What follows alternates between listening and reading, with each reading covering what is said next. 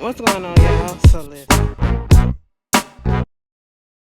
What's going on, y'all? So we are back for another episode review of American Horror Story Apocalypse. I'm kind of in my feelings because next week, this is episode 9, Fire and Rain, okay?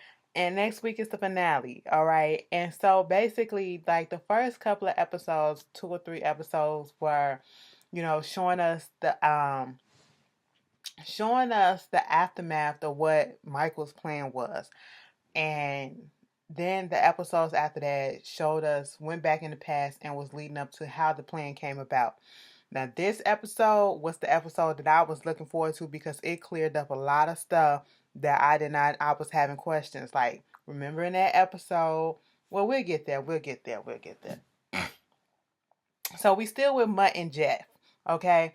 And Jeff is in his feelings about all the stuff that's been going wrong with him. He been, the lights not changing right, not turning on the right side of the street or whatever when he was supposed to turn, and doing all this other stuff. And he just in his feelings, and he's saying Michael's supposed to be the Antichrist. Where the fuck is he at? Okay, he come down here and he acting all like, I don't know what to do. I don't know. So you supposed to be the Antichrist. You supposed to have everything all together. Been put on this earth to fuck shit up, and you don't even know what the fuck is going on. And at this point in time, Venable comes through and was like, yo, so I'm here to remind you that you're supposed to have this conference or whatever, and this is the reminder. They was like, okay, girl. And then she was like, so you're supposed to be engaging me in more work functions and stuff like that. So what is this cooperative thing that you're talking about? Baby, this ain't for you. You don't need to know about it. So it's for people that need to know, and you ain't one of those people that need to know, okay? And you just need to just go ahead and do what you gotta do. Get out of our business. Vulnerable catch the little Venable. Why I keep calling her vulnerable? Venable catch the little attitude. They called one back, and she was basically like, you know what? I am tired of y'all bullshit, okay? At this point in time, I'm going to quit, okay? I'm going to quit. And they was like, girl, okay, she do this all the time. She ain't going nowhere. But if she do, all right, I can get somebody else to come in here and do what I gotta do. And at this point in time, um, we get excuse me. Y'all, my sinuses are so fucked up, you just don't understand. It's that time of the season, when my sinuses just, it's coming later than usual because usually it happens in September. Now it's like November and my sinuses are really acting up, but hey, that's what it is. So if you hear me breathing in, bitch, I'm trying to breathe because, bitch, a nostril is really, really clogged up, okay? But anyway, Mallory is sitting at the table. She trying to bring this bird. I'm sorry for the interruption. She trying to bring this bird back to life and she like, oh my God, it ain't happening. It ain't happening. And they was like, baby, you're exhausting yourself. You're doing too much. Sometimes you gotta rest or whatever. And they just trying to figure out why, what's going on and how they gonna counteract Michael and is they safe from him. And they was just like, as long as you are in this house, everybody is safe, okay? Cordelia said that she put up a spell that no demon, no human, no spirits, no nothing can come through the and break the barrier. So Michael ain't allowed. Nobody else can come through. Okay. So at this point, sorry, at this point we see Zoe sitting at the table. No, Zoe and Queenie. They up there teaching the girls about some stuff. This guardian chalice that's gonna help them, and they got these nails on the table in the bowl, and different spells and stuff that they can use, and they have to say this incantation. You got what was old girl name? Bubble sitting at head of the table, whatever, and next thing you know, all of a sudden here comes Dinah, all right, the high priestess, voodoo priestess, okay, you know, and all of a sudden she put these 2 items down on the floor. I said, that don't look like voodoo dolls. She cuts them open and she put this black powder, whatever, around it. Then she pours it in her hand. Then she draws this line or whatever. Then and I was like, girl, what you doing? Okay, the voodoo is coming out, and I'm sitting here like, I'm just glad it ain't me, okay? And at this point, she started chanting some stuff, bitch. She started chanting some stuff. I said, girl, what you doing? Next thing you know, that door pop open. I said, bitch. She broke the spell. She broke the fucking spell, and in walks all you see this cloud of smoke and this fog and all this stuff. You see Robot Meat and you see Michael come walking up. Queenie is in the midst of talking, and then Zoe's talking, and next thing you know, they see Michael, and they was like, "What the fuck?" And they said, "Meat, I thought your ass was dead, bitch. We saw your ass burned. The fuck you doing here?" Okay, Bubbles ain't even fucking scared because she was like, "Bitch, we already knew you was coming, okay? What the fuck is up?" Next thing you know, they tried to use some powers to throw the nails at Michael. Michael stopped that shit like this. And then he flew them back at the girls or whatever. And they hit everybody. Bah, bah, bah, bah, bah. They literally mostly attacked Bubbles, okay? So Bubbles was there from that. And I was like, damn, that's fucked up. Next thing you know, they was like, "Me, why the fuck you here? I thought you was dead." "No, bitch, I came down here because I was well equipped for this shit." She untwists her arm and it's a machine gun. Bah, bah, bah, bah, bah, bah, bah, bah, bah. Cordelia and Mallory and Myrtle still up there talking. They hear this shit that's going on. I think Madison as well. They hear this shit that's going on. Nope, it was just Cordelia, Mallory, and Myrtle. They hear what's going on. The girls are literally downstairs getting slaughtered, okay? At this point, while Meat is up there shooting everybody, you got Queenie who slits her throat. You know, Queenie is a human voodoo doll. So I was a little confused when Queenie got shot up because she slit her throat, and then Meat got her throat slit too, and that liquid shit started coming out her throat or whatever. And then I'm sorry, y'all. And then she gets shot anyway and she dies. And I'm like, damn, she can't come back. She can't come back from that. I was just waiting for that to happen. And so they had went in there and they went up there trying to look for Cordelia and the rest of the girls, and they don't see them. They had escaped. Mind you, Dinah and Michael had this interaction with each other, and he was like, "We all good." He gonna say, "Oh, excuse me, yeah, we all good. I'm gonna put a word in for you with my father, whatever." Oh yeah, 13 episodes of the Dinah show just got greenlit. I said, "What? Bitch." Now let's go back a few episodes ago when Michael was at the cooperative, or one of the little outposts that they was at. They used to be the home of the Warlocks, right? And then when he was sitting down with everybody, and then he sat down with Dinah, and he was like, "So we meet again." They been knew each other. Now we know how they know each other, okay? And I was like, bitch, this is fucked up, but this is good at the same damn time. And Dinah sitting there like she got second thoughts, like this is fucked up, because she's seeing all the dead bodies laying there on the floor, and she just looking like, I said, "Bitch, don't have second thoughts now. You did this shit. You sold your soul. You really did."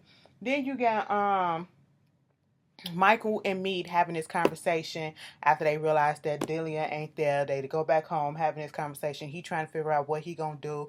And we see, because Jeff and Mutt had already been talking shit, mostly Jeff, about the Antichrist and all this stuff or whatever, about Michael. And so from Me's point of view, they can see everything that's going on through her eyes and all this stuff.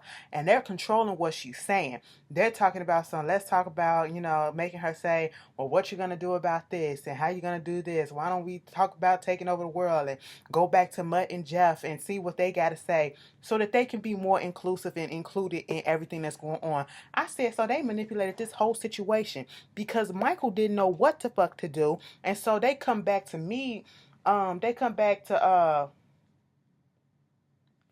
Michael, and Michael comes back to them. That's basically what they wanted to happen. They wanted to be more so included in all this stuff. And basically this idea of the world coming to the end wasn't even really Michael's. It was their idea, and he put it in his head that this is the mission that y'all supposed to do. Michael's supposed to do. And they're basically talking about the cooperative, about this group of people who, it's a list that he showed them, right? Bitch. Bitch. Listen, the cooperative is a list of 100 powerful people in all realms of media, entertainment, the world, or whatever over industries, okay? And he said, Bill Clinton, not Hillary, you got Putin, you got Kim Jong, you got some other people that we knew of. And I was sitting here like, Bitch, who the fuck is this shit? I said, what the hell? And then it was like the cooperative, also known as the Illuminati. I said, bitch, the Illuminati. I said, then I said, let me find out. Let me tell you something. The Illuminati just might be real. Let me just tell y'all this little quick story. So remember when I got that invitation to go to Parkwood? Back Parkwood to go to the on the run tour, right? The opening night for the US leg in Cleveland. I had put up a post because literally a couple of days before that, I got a message in my inbox and my DMs on Instagram from somebody trying to recruit me to get into the Illuminati. Okay, I didn't respond back, but next thing I know, I was invited to Parkwood. I was invited back to Parkwood. Parkwood was reaching out. I'm not saying, but I'm saying. Okay, I was like, oh, what the fuck? But anyway, moving on from that, I'm just joking with y'all, but that did happen. I don't know. It was a coincidence. Okay, we gonna just put that out there. Baby, I love the Lord. Okay, I ain't selling my soul for nobody. But anyway, I don't even believe in the Illuminati. So it's a secret organization. We all know the story about the Illuminati. And so basically, putting it out there in his mind, you're supposed to be out here blowing shit up. And a lot of these people, they got a hold of these nuclear weapons and stuff like that, and they can do all this shit to blow the goddamn planet up and to start over and make it anew. That's what we need to do. Okay, and you the head of it, so you need to go ahead and meet with them and let's go ahead and get this shit together. So that's what Michael and me gonna fuck around and do. When they we get to this part where Cordelia, Myrtle, Madison, and Mallory, they're at this cabin that was Misty's cabin. Misty ain't there no more. Misty out there with Stevie Nicks, okay, having a good old time. So at this point, Cordelia is just going through convulsions on the bed. She's putting herself back into the house where the girls at who are no longer here.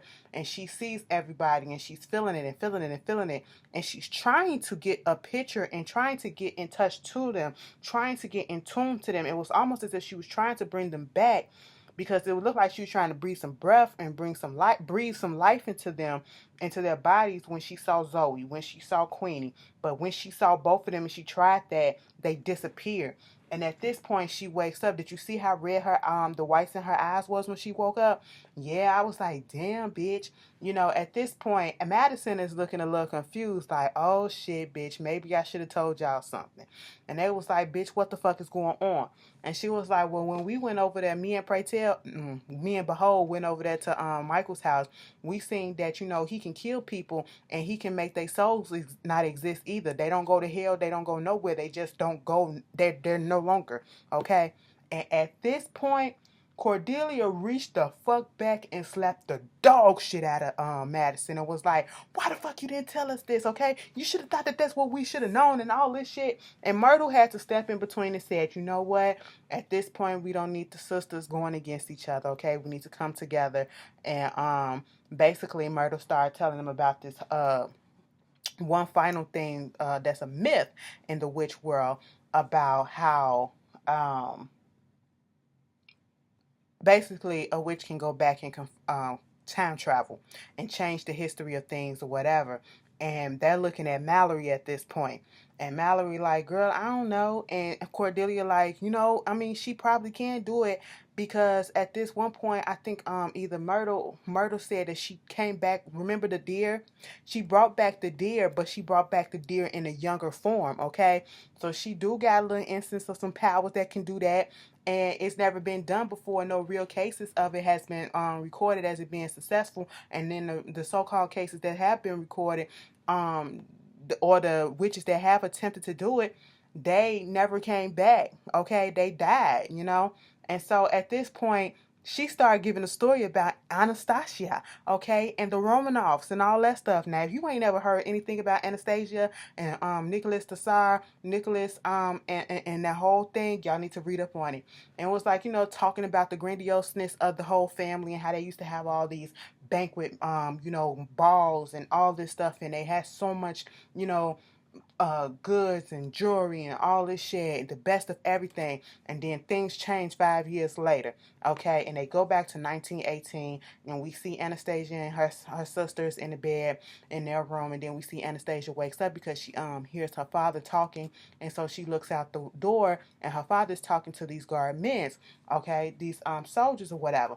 And so they stopped talking, they looked at her, she comes out, she was like, Daddy, Papa, what's going on? And he was like, it's nothing, just go back to sleep, go back in there and wake up your sisters and tell them that we need to go because it's been a little uprising in another city, and for our protection, just in case the shit don't come here, we need to be protected, we're gonna go down to the basement. And it was like, go wake up all your sisters and tell them, let's go. So at this point, Anastasia is looking at the head guard dude, and he got this smirk on his face like, oh shit, bitch, it's over for your ass. Anastasia looking like, I don't trust this bitch. And so when she snaps out of it, she goes and get her sisters, and then she get her this little emelet necklace that she had. So they go down to the basement, and at this point, dude started reading off their rights and stuff, and was like, Nicholas, decide you finna get ready to get killed because y'all whole family about to face execution because people ain't liking what you doing and all this stuff. And at this point, Anastasia is on the floor, she's crying and she's chanting and stuff, holding on to the emelet, and she was just saying all this chanting. It was a protection spell that she was putting up over her family. So when the soldiers started shooting, pop, pop, pop, that first time, the bullets didn't go through. They was like, bitch, what the fuck? And then at this time, they did it again, and the bullets went through because Anastasia wasn't strong enough. So basically, they wanted to have Mallory to go back in time and to change that and to make it that Anastasia survived that and her family or whatever. And if she can do that, then she can go back in time and get, Zoe and Queenie and do whatever she got to do. It's dangerous as hell, but if she can do it, they gonna do it. So they tried to attempt to do it, have her get to a bathtub full of water, whatever. The water, all of a sudden, she had to close her eyes, picture herself in the cellar, picture herself there, picture Anastasia, and then they started doing this little chant or whatever, and then the water started bubbling a little bit, and then the waters turned black as shit. And Cordelia was like, okay, she's ready. They pushed her down in the water, and then she wakes up and she's with Anastasia in the cellar, whatever, and she's telling her, I understand what you're trying to do, but your power's not strong enough, okay? I said, bitch, look at them rewriting history like a motherfucker, okay? Lying and shit. But anyway, because y'all know they used to for the longest say that Anastasia was still alive. Girl, stop that. So at that point, they started holding hands and they both chanting and they both doing the spells together. They both doing it. They both doing it. And the protection spell comes up. They see it comes up and it protects the father and all this stuff. And then it was about to keep on and protect the family. But something happened where it wasn't strong enough still. And it still broke and they still got killed. Okay. And when she snapped up out of it, Mallory came back and she was like, I gotta help her. I gotta go back. I gotta go back. I gotta go back. And she had blood coming out her eyes. Like, instead of tears, it was blood tears, literally, and blood coming out her nose. And it was like, we can see that she can do it, but she almost died trying to do it. And so, Myrtle ass is just like, bitch, well, we see she went there and we can see what she can do, so she can do enough that we need to happen right now. So we gonna put that bitch to the test. Myrtle is like, I don't give a fuck. Murder, like, she got further than anybody else and she came back alive. I don't care if it took a whole bunch out of her, bitch. She can still do what we need her to do to make this shit happen. And then at this point, Cordelia is like, why don't I just transfer my powers into her powers so that they can come together and she can become a stronger force? And it was like, no, you don't need to do that. Myrtle is very level-headed and very chill with everybody. She don't raise her voice. She don't do none of that stuff. And then at this point, Cordelia is just thinking about her own mortality and how, is she like her mom, not ready to give up the being the supreme and all that stuff, because one supreme don't rise until the other one falls. Okay. And she keeps trying to fall. And Myrtle don't want her to do that. And she was like, girl, you can do a whole bunch of stuff, and your mama can do a whole bunch of stuff, but she would never hold a flame to you. Okay, she would never even hold a flicker to you. All right, you're nothing like Fiona. And so at this point in time, they decided to go back to the Warlocks because Thomas Henry, and Behold, they're still there as they're now not rivals no more. They're what you call it? They're not rivals. They're on their team, okay? And so when they come into the place, into the warlock school, there is no one there to greet them. There is no one there in the hallways. It's eerily quiet. And as they go into the room, baby, they see this whole thing. All of the kids are dead, okay? And then, that little circle with the star, why Michael got them body parts? He made a circle out of all their arms, okay? And he put the main people in the middle and made a star, a 5-point star with their bodies. I said, bitch. Bitch, you gotta be fucking kidding me, okay?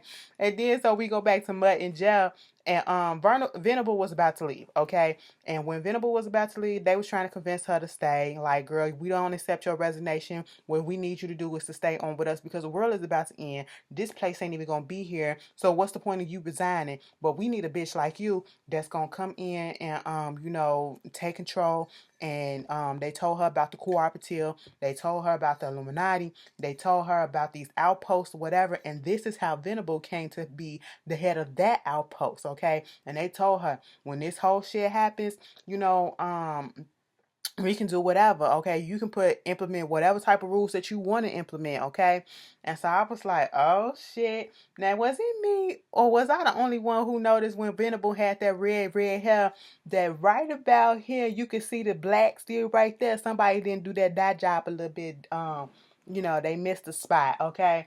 But after that, we get Michael and me that going to the this place or whatever where all these 1%er 0.1% of the world that's rich or whatever that's at, and he's going to meet up with the cooperative, and we see all of them in black, and the room is black, and the only light that we have is the lights that's on the tables and all this stuff.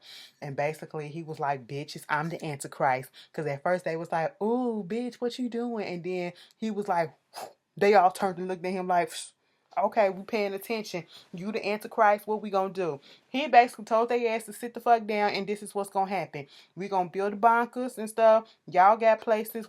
People gonna buy in that because the world is about to come to the end. Okay, we gonna launch all these goddamn nuclear bombs, and you got places that you can make, and you can afford to build. You can afford to already store stuff and whatever you need. And then gonna turn to the dude and say that bunker that you got underneath your ranch in Texas can store at least 20 people or whatever comfortably. I said, oh, who is that supposed to be in Texas? I said, bitch, where Beyonce at? Let me stop. Okay, bitch. I said, girl. Now turn to your book, page 6, okay, and let's look at section 1. I said, child, they really finna fuck the world up. This is how the world got fucked up. But remember when the whole bombing shit happened in the first episode, and the dude on the newscaster was sitting up there and he was like, I can't believe that we actually did it. So is he part of the 100 or the cooperative or whatever? Or is this, did he know about it? Remember that? I'm not the only one that remember that, but things to make you wonder. So that's how the episode ended. Next week is the finale. Girl, I can't wait. And I'm sad at the same time because this really was a good season. I only had one episode that I was like, with, and that was last week's episode. But this kind of made up for it a little bit, okay? Y'all tell me how y'all feel about it, and I will see you guys later. Peace.